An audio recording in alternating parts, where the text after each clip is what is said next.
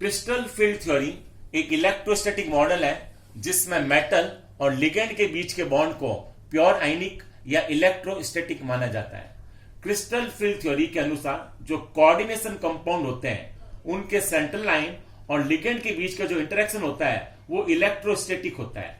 अब ligand negative भी हो सकते हैं और लिगेंड न्यूट्रल भी होते हैं। अगर लिगेंड न्यूट्रल है तो उनके मॉलिक्यूल को डायपोल मानते हैं और डायपोल का जो नेगेटिव चार्ज है वो सेंट्रल लाइन की तरफ अप्रोच करता है। अब ये जो सेंट्रल लाइन होता है इसके 5 डी ऑर्बिटल होते हैं जो लिगेंड के इलेक्ट्रिक फील्ड के साथ इंटरेक्ट करते हैं। तो इस फिगर में हमने डी ऑर्बिटल शो किए गए, यह सेंट्रल लाइन है और सेंट्रल लाइन के डी ऑर्बिटल है।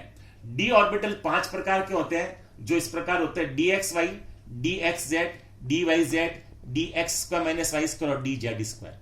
इनमें से जो 3 ऑर्बिटल हैं ये एक्सिस के बीच में होते हैं, जबकि ये 2 ऑर्बिटल एक्सिस के अलोंग होते हैं। इनको कहते हैं एक्सियल ऑर्बिटल, इनको कहते हैं नॉन एक्सियल ऑर्बिटल। अब लिगेंड का जो इलेक्ट्रिक फील्ड है वो जब प्रोड्यूस होता है तो इस ऑर्बिटल के साथ इंटरेक्ट करता है। तो सबसे पहले जब लिगेंड इस सेंट्रल लाइन से बहुत अधिक दूरी पर होता है, लार्ज डिस्टेंस पर होता है, तो इस लिगेंड का जो इलेक्ट्रिक फील्ड होता है वो स्फेरिकल इलेक्ट्रिक फील्ड होता है। स्फेरिकल इलेक्ट्रिक फील्ड के कारण जो 5 डी ऑर्बिटल है इनकी एनर्जी इंक्रीज हो जाती है और ये एक्साइटेड हो जाते हैं। जब लिगेंड सेंट्रल लाइन के पास आता है तो इसका जो इलेक्ट्रिक फील्ड है वो ऑक्टाहेड्रल हो जाता है।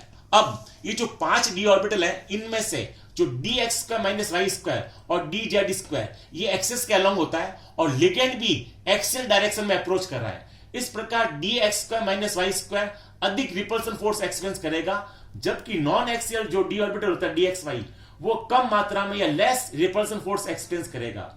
इस रिपल्सन फोर्स की जो कैटेगरी ये अधिक रिपल्सन फोर्स एक्सपीरियंस कर रहा है, ये कम एक्सपीरियंस कर रहा है, इसलिए इनकी एनर्जी में स्प्लिटिंग होगा। इस स्प्लिटिंग को हम शो करते हैं इस डायग्राम में। तो ये जो डायग्राम है इस डायग्राम में जो डी ऑर्बिटल है ये 5 डी ऑर्बिटल है, इनको कहते हैं नॉन एक्सियल, इनको कहते हैं एक्सियल ऑर्बिटल। जो फ्री मेटल लाइन होता है इनकी एनर्जी इक्वल होती है। जब लिगेंड का स्फेरिकल इलेक्ट्रिक फील्ड होता है यानी जब लिगेंड दूर होता है सेंट्रल लाइन से तो इसकी एनर्जी इंक्रीज हो जाती है पांचों की। तो स्फेरिकल क्रिस्टल फील्ड में जो 5 डी ऑर्बिटल है इनकी एनर्जी इंक्रीज होती है और ये एक्साइटेड स्टेट बनती है। इस एक्साइटेड स्टेट को हम बैरी सेंटर कहते हैं। इस बैरी सेंटर को रेफरेंस लेवल मानते हैं। अब जब लिगेंड सेंट्रल लाइन के पास आता है, जब लिगेंड एक्सिस डायरेक्शन में आ रहा है, जब लिगेंड एक्सियल डायरेक्शन में आके इनके बिल्कुल नजदीक आ जाता है तो ये जो डी एक्स का माइनस वाई स्क्वायर है इस पे अधिक रिपल्सन फोर्स एक्ट करता है। इस कारण से इसकी एनर्जी इंक्रीज हो जाती है। इस पे कम रिपल्सन फोर्स एक्ट करता है इसलिए इसकी एनर्जी डिक्रीज हो जाती है। इसलिए रेफरेंस लेवल से जो ये 3 ऑर्बिटल है non axial D X Y, D X Z और डी वाई जेड जो कम रिपल्सन फोर्स एक्सपीरियंस करते हैं उनकी एनर्जी डिक्रीज हो जाती है और जो ये जो एक्सियल ऑर्बिटल है जो ज्यादा रिपल्सन फोर्स एक्सपीरियंस करते हैं इनकी एनर्जी इंक्रीज हो जाती है। और इनकी एनर्जी का जो सेपरेशन है इन 3 ऑर्बिटल को कहते हैं T2G और इनको कहते हैं EG। जो 3 ऑर्बिटल है DXY, DXZ और DYZ इनको कहते हैं T2G और ये 2 ऑर्बिटल है DX square minus Y square DZ square इनको कहते हैं EG। G फॉर होता है G-रैड। अब ये दोनों ऑर्बिटलों का जो एनर्जी का सेपरेशन है इसको डेल्टा O कहते हैं। डेल्टा O का नाम है क्रिस्टल फील्ड स्प्लिटिंग एनर्जी। ये जो क्रिस्टल फील्ड स्प्लिटिंग एनर्जी है ये 2 बातों पर डिपेंड करता है। एक तो सेंट्रल लाइन का चार्ज, अगर ये चार्ज ज्यादा होगा सेंट्रल लाइन पे तो स्प्लिटिंग एनर्जी ज्यादा होगी। दूसरा लिगेंड, अगर लिगेंड स्ट्रॉन्ग लिगेंड है तो भी डेल्टा O की वैल्यू अधिक होगी।